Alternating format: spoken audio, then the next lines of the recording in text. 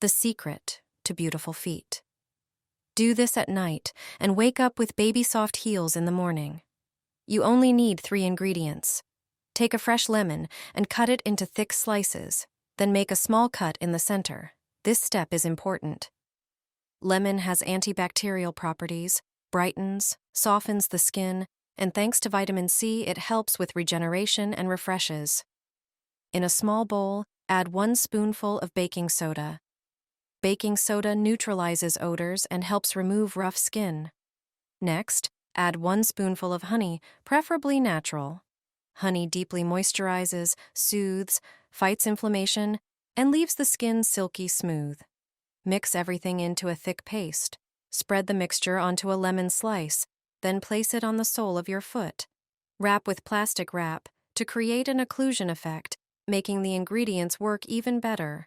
Put on socks and leave for half an hour, or ideally overnight. Afterward, your feet will be softer, smoother, and deeply hydrated. This simple home ritual softens hard heels and refreshes your feet, giving you a professional spa effect without leaving home.